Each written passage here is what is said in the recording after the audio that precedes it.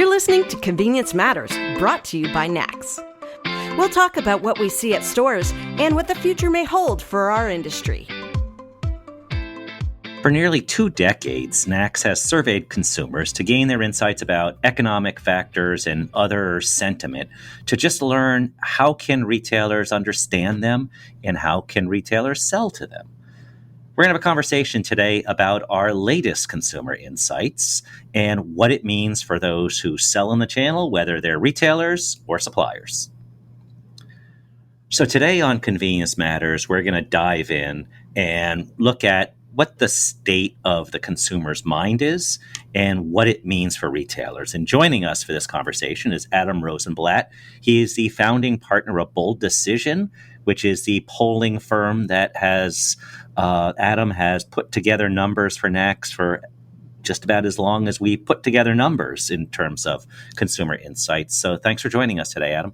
Absolutely. Thank you, Jeff. I think we've been doing this for about 14 years now. So we have a lot of information, but we're going to take a look at very recent numbers. We're not going to go into the long past, but the pretty recent past. Yeah. And how do we match that up to where we've been? And we'll start out with the cover story of the April issue of NACS magazine.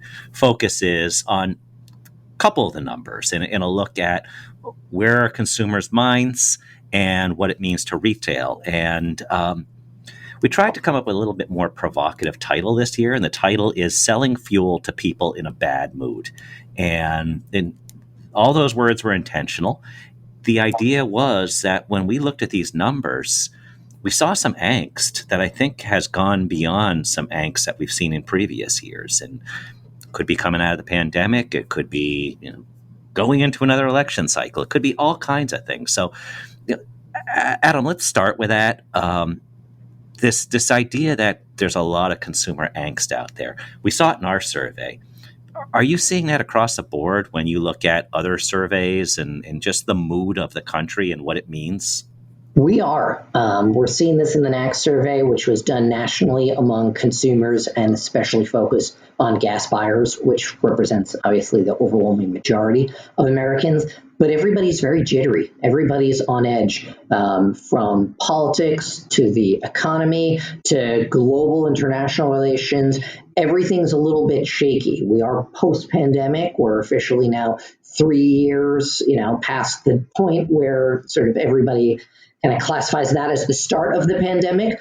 But some of the stuff we see in the survey is for some people, the pandemic never ended, or the experience of the pandemic and the changes in their life, it never ended. And some don't see it as ever ended. So the mood is not great, to categorize it nationally. And when we get locally, it's also not great. And it's even stark versus differences that we saw just a couple months ago in late fall, where we did a survey for NACS. The mood's gotten worse. So that's putting people on edge. And I should point out, this survey was done in mid-February before the SVB and all these sort of mini financial crisis that put people also into a panic again. And I think that shows why that generated so much concern and anxiety.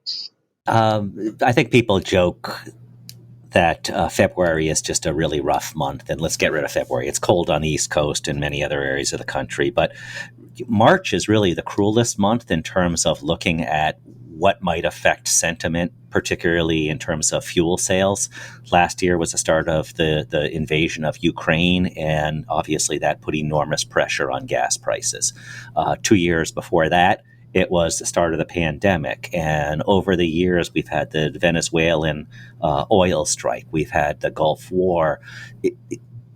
March is a cruel month in terms of the gas supply and what goes on. So that's why we try to communicate these messages in March, April, in that period when we're already going through a transition to summer blend fuel. And then add on top of that, we have these continuing things. Sometimes it's temporary, sometimes it's continuous. And right now we're looking at something that we have a shadow from 3 years ago, a shadow from 1 year ago, and that doesn't even factor in recent events. But number we looked at is 70% of people think the country's going down the wrong track. And tie that to another one where we asked, okay, now what about your area? Because we want to separate if people think those people on the coast, one or the other, or in the middle or somewhere, they might feel differently about those people than in their neighborhood. They also don't feel good about their own neighborhood. And that was fairly provocative in terms of findings. Yeah, it's a toss-up right now. When we look at it, it's 50% say things are headed in the right direction in their area, but also 50% who say things are headed down the wrong track in their area. It's a really concerning environment. The other piece that I think is very fascinating is this idea of has their life gone back to normal? We look at that, and there's 46%, so almost half who say yes, life's gone back to normal, quote unquote. In other words, the way it was before the pandemic. But that means that a little bit more than half say that it hasn't gone back to normal. We've got 31%, so almost a third, who say no, it hasn't gone back yet, but I think eventually it will. And then we've got 20% who say no, it hasn't gone back to normal, and I don't think it ever will. That's 1 in 5 people who are not returning to the life they were, sort of living before. And I think we're going to get into that of what that means, especially at the level of a C-store. Does that mean that this is a customer who's never coming into a C-store again? Or does it mean that because they started going to a C-store every single day when you guys were the only ones who were open, now they come back every single day when other stores shut, when other businesses left? But whatever it means, life's not going back to normal for a lot of people. And that's huge. I don't think we've ever had, at least in any recent memory, an event like that happened to everybody collectively at the same time throughout the whole country, with a lasting effect, too, that actually changed consumer patterns, not just history books. It's not just like a 9/11 event. This actually has changed consumer patterns, technology, behaviors, and we'll get into that too, because a lot of this stuff goes straight to the convenience store, the shopping experience, and how to monetize that. So let's go a little bit more depressing and finish up with the depressing news, and then we'll get to what you were just alluding to, where how do we look at what are the opportunities here.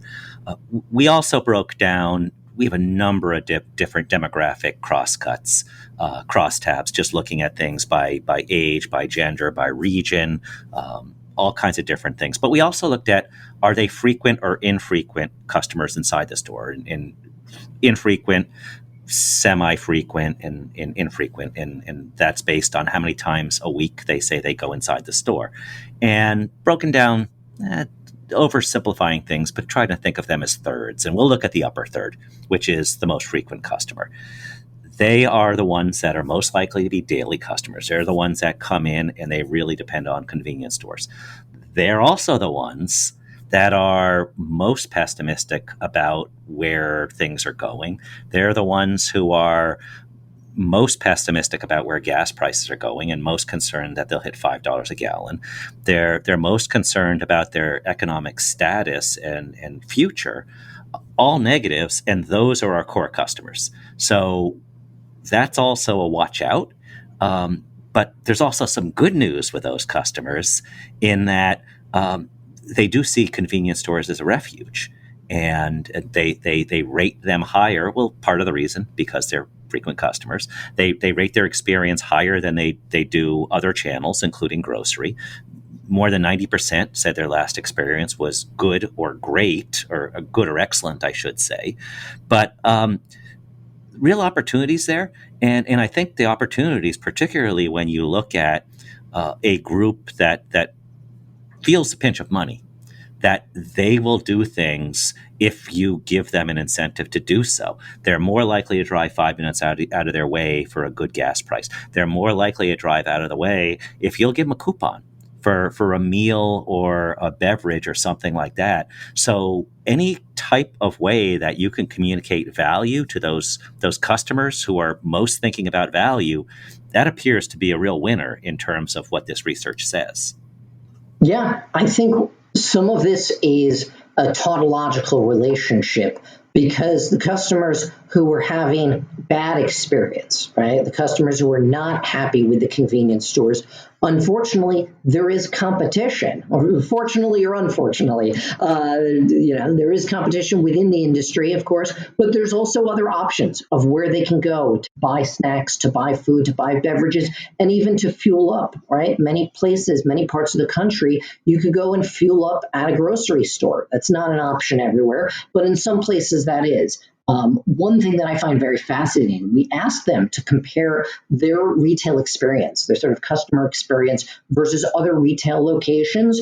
Those frequent customers, 50% say they have a better experience compared to other places, not just worse experience or about the same, but they're really saying, I love going to a convenience store, right? They have excellent service. They're very happy. But there's people who aren't, right? We know that there's great members. There's great members of NACS. There's great members who are stores. There's also probably some who are not members of NACS who are also great stores. But unfortunately, there's also some who are not good and that don't have an excellent experience every single time for every single customer. And when that happens, there's a chance that they're not going to be in that category of frequent customer. They're going to kind of move to an infrequent customer. Or honestly, they're going to move to a rare customer. You're going to see this in places that are a little bit more urban, more likely where there's going to be people who are not necessarily driving and fueling as much. The other thing, when we take the long view, not a 1-year view or 5-year or 10 view, but let's go and span out over the next 20 or 30 years, you're going to see people who are fueling up the car less frequently. Why? Because the car, quote unquote, won't necessarily need fuel if it's an electric vehicle, right? Or other types of stuff.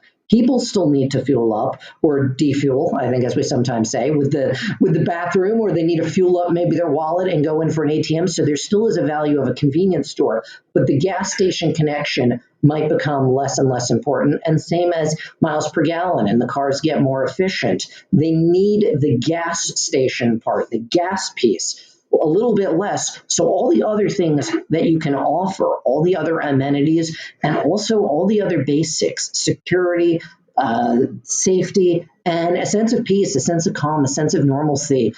I think that's a lot of what we're seeing out of the frequent customers. I think a lot of this, more than any other trend we've seen in recent years, was driven by the pandemic, when you guys were designated essential businesses, but it's not just a designation. You actually are, and you actually were, and you still are. And people were going into the convenience stores every single day, and that became their habit. And they kept going, right? You go in every single day. The cashier knows your name. They know your drink. They know your coffee. They know your car. You get that experience in all different settings. It's urban settings, rural settings, suburban settings, that face-to-face interaction. As I say, we also asked about cashier lists, and there's some people who are interested in that, but most people are not, because most people still value that face-to-face interaction that they get when they go inside the store. And unfortunately, for many people, that might be the first or only interaction they have with somebody else an entire day. So convenience stores are so unique. And I think a lot of times that gets lost in the shuffle when you're just looking at the buying and selling of gas. You're missing that interaction that happens that literally puts a smile on millions of people's faces every single day. I'm glad you closed the loop on the discussion there on experience. Just the idea that people do like. That doesn't mean that you don't have a cashierless checkout, but think about how it might work. And certainly the younger customer tends to gravitate towards it more than the older customer. And I think it's in Amsterdam, they have the slow lanes, which are embraced by older customers, who they tell them you can have a conversation and it's a slow checkout, but you're going to have a conversation. And apparently it does very well. So, there can be different. I think what these messages are saying is think about the experience and what the people add to that, because machines can do it.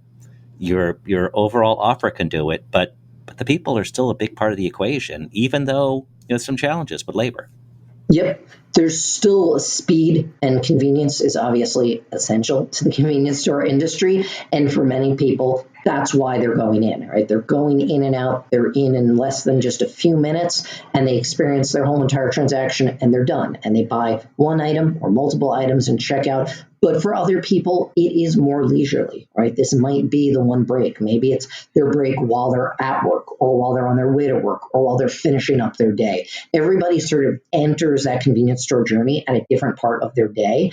And on average, I think the stats hold up that, it's almost like half the country is going in, at least based on the number of transactions on any given day. So there's tons of different stories. But one of the really happy things that I saw, it was the first time we'd ever asked this question, was how they would rate their actual experience at a convenience store. There were only 2% who said they had a poor experience, and just 15% who said a fair experience. But we had 27 who said an excellent experience and 57% who said a good experience. Those are great numbers, especially when you compare that to pretty much any other interaction that people have with many other types of entities, right? Last time you contacted your credit card company, right? The last time you had to pay a bill for something else. Most average things that consumers interact with don't get really great grades in the excellent or good. And again, I think it goes back to the fact that there is options, there is competition.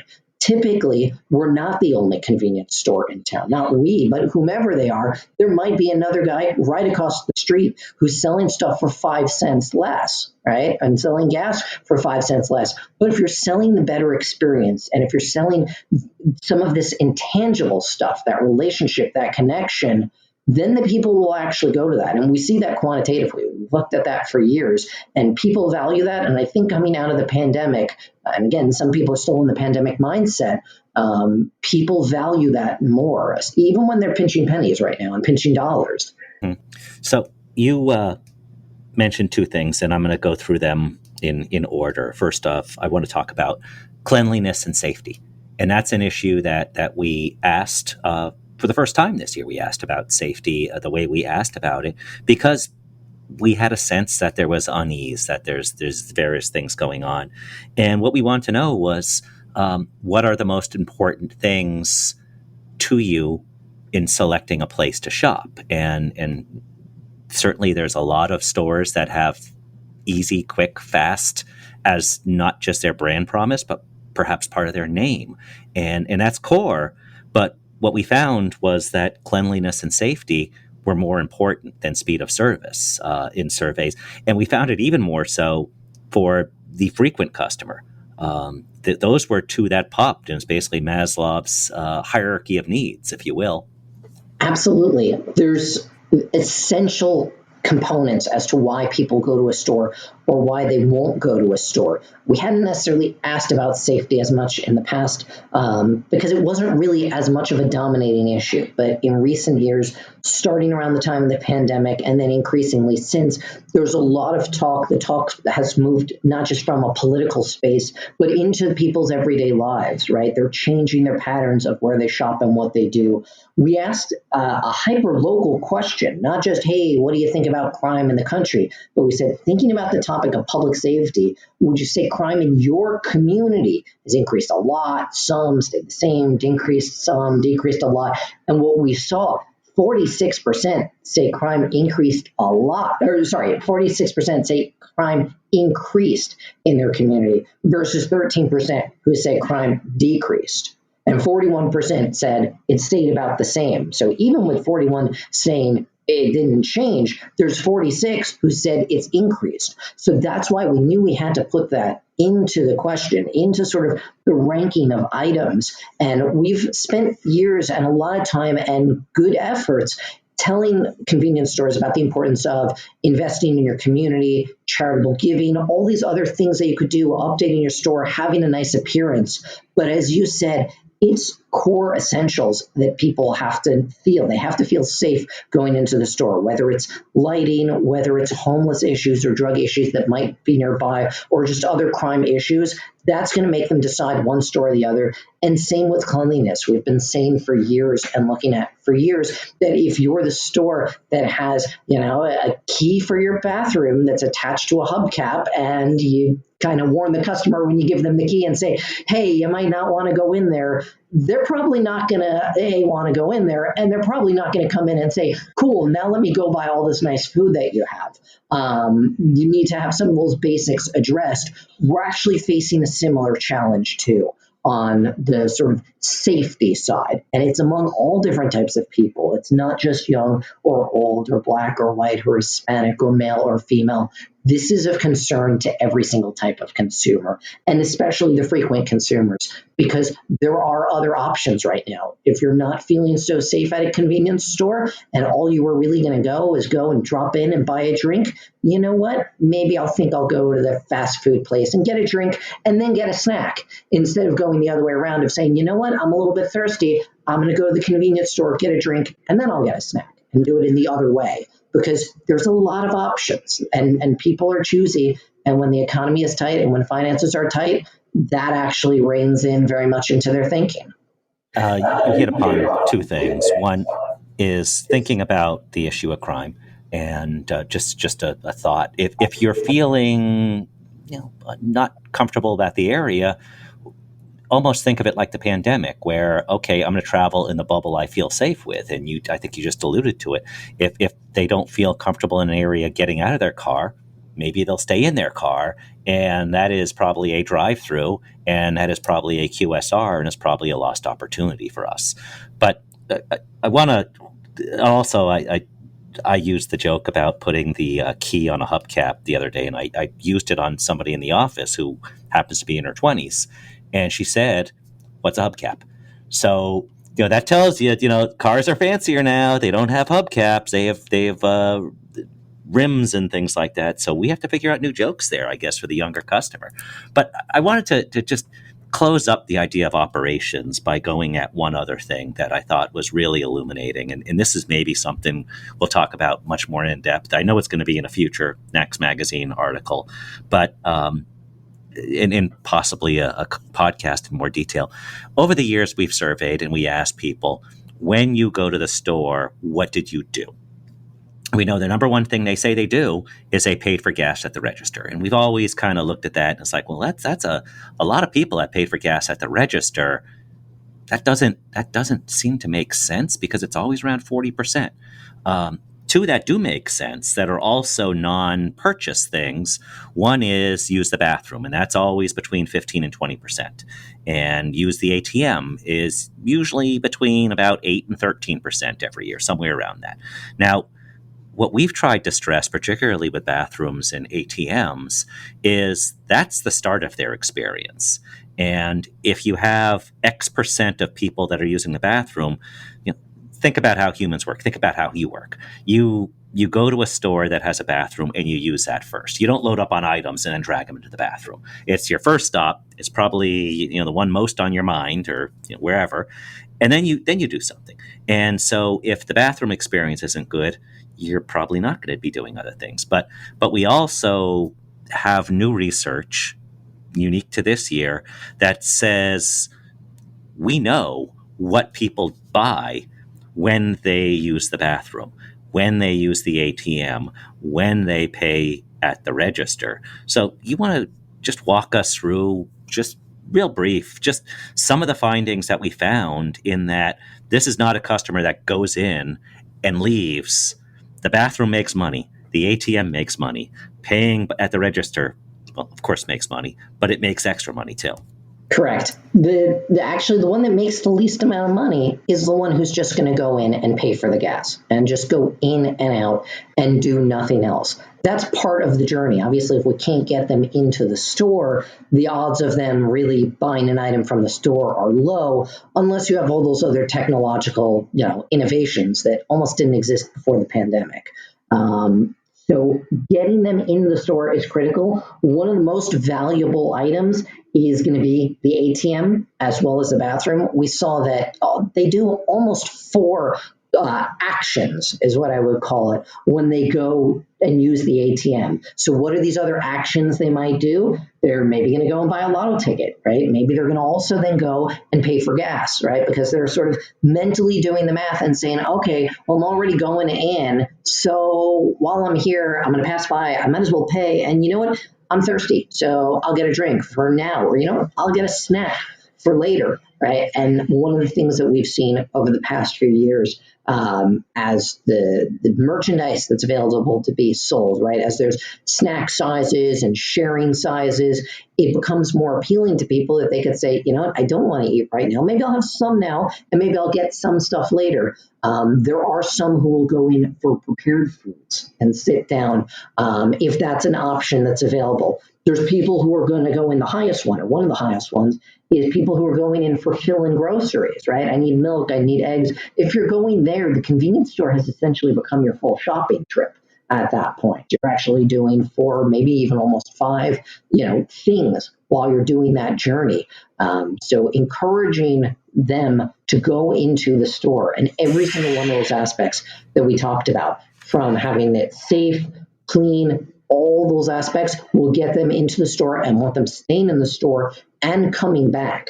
It's a small percentage that I cited earlier who had a poor experience, but I would say if they have that poor experience, unfortunately, there's a lot of choices for convenience store customers, and they'll go and choose another store and say, you know what, I don't need to return to that store again. So unfortunately, we kind of always have to be on, I hate to say perfect behavior, but you kind of have to be on perfect behavior because you could lose a customer very easily, permanently. But it's a little bit tricky to get a customer that you keep for life. You have to nurture that relationship. So it's difficult to parse out findings in a half a dozen page NACS magazine cover story. It's difficult to parse out findings in a 25-minute podcast. So we're not going to try. What we'll do is we're going to have more NACS magazine articles in the coming months. We're going to have a follow-up and talk more about what you can specifically do. I think there's opportunities to tell stories, and we can have a whole episode just talking about messages that are effective. What do they blame for gas prices? So there's more coming on this. 123 pages plus crosstabs. Maybe that's the name of a new podcast, and we do one a week, and we just focus on this. So, Adam, thank you for joining us today, and thank you for putting together all of these. If you're interested in working with Adam or finding out more about what Bold Decision does, they work with all kinds of political candidates. I think we heard earlier that if the convenience store were to be a candidate, it'd probably have a winning campaign based on some of the messaging that we talked about. But Bold Decision the website is bold-decision.com, and every word spelled correctly, so it's unlike our industry. Thank you for joining us today, Adam, and thanks for going through some of the details. And as we said, there's much more to come. Thank you. And thank you all for listening to Convenience Matters. Convenience Matters is brought to you by NACS and produced in partnership with Human Factor. For more information, visit convenience.org.